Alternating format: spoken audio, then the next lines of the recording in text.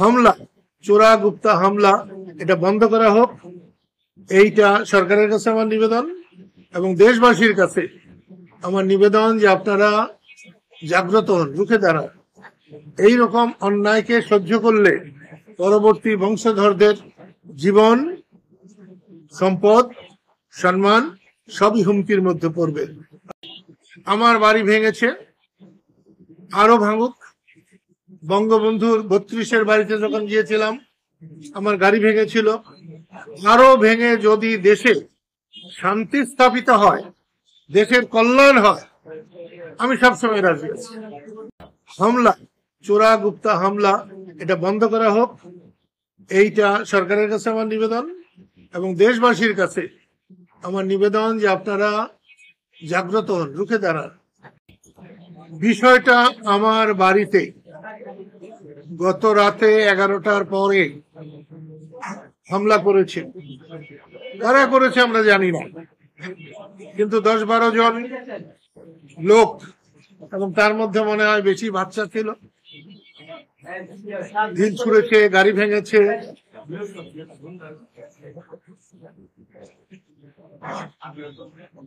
কোঠা বিরোধী আন্দোলন, বৈষম্য বিরোধী আন্দোলনের পরে আমরা এই স্বৈরাচারী মনোভাব আশা করি নাই। আওয়ামী লীগ যদি স্বৈর শাসক হয়, তাহলে আজকের অ্যাক্টিভিটিস, কর্মকাণ্ড, তাকে আমরা কি বলে অভিহিত করব? শেখ হাসিনার সঙ্গে আমার দীর্ঘ 26 বছর, আমরা নতুন দল করেছি, রাত দিন সংগ্রাম করেছি। আওয়ামী লীগ আমাদেরকে বহু প্রোগ্রাম করতে দেয় নাই। তারপরেও যদি সবাইকে স্বাধীনতার দোসর বানানো হয়, স্বাধীনতার দোসর না আওয়ামী লীগের দোসর বানানো হয়, তাহলে তো আমি মনে করব বৈষম্য বিরোধী আন্দোলনকে ব্যর্থ করার জন্য, ধ্বংস করার জন্য কোনো ষড়যন্ত্র কিনে।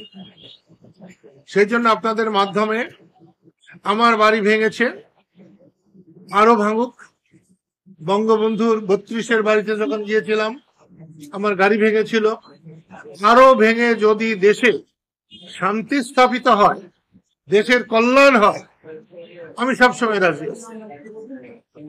আমি একটা জিনিস বুঝতে পারছি না, আমাদের বেসামরিক প্রশাসক এনায়েত করিমের মৃত্যুর মধ্য দিয়ে আমরা একটা স্মরণ সভা করেছিলাম।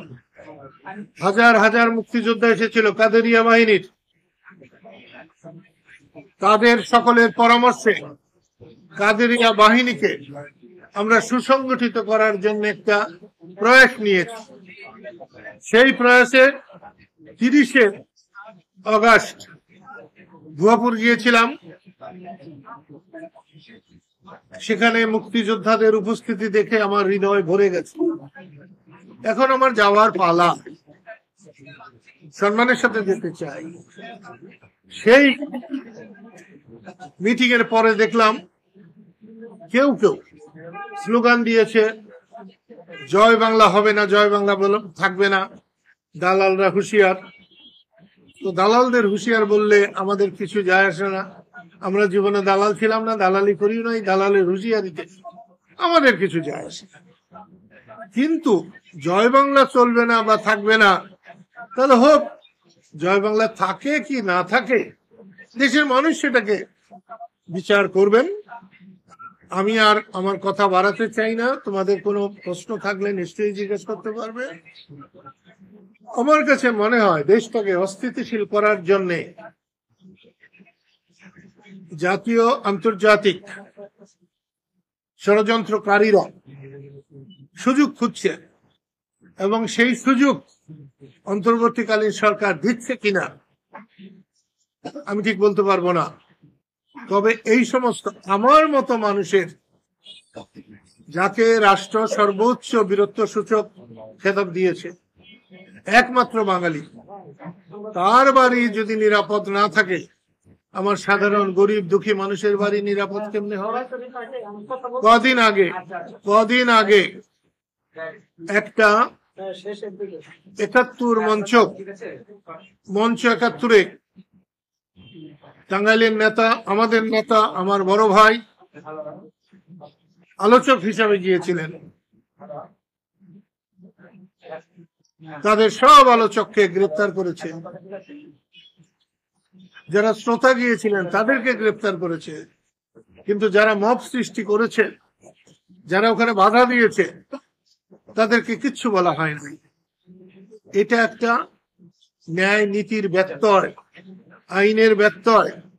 এখান থেকে আমি এই সরকারকে সরে আসতে বলবো, এবং আমার বাড়ির উপরে হামলার মধ্য দিয়েই এই হামলা, চোরা গুপ্তা হামলা, এটা বন্ধ করা হোক। এইটা সরকারের কাছে আমার নিবেদন, এবং দেশবাসীর কাছে আমার নিবেদন যে আপনারা জাগ্রত হন, রুখে দাঁড়ান। এইরকম অন্যায়কে সহ্য করলে পরবর্তী বংশধরদের জীবন, সম্পদ, সম্মান সবই হুমকির মধ্যে পড়বে।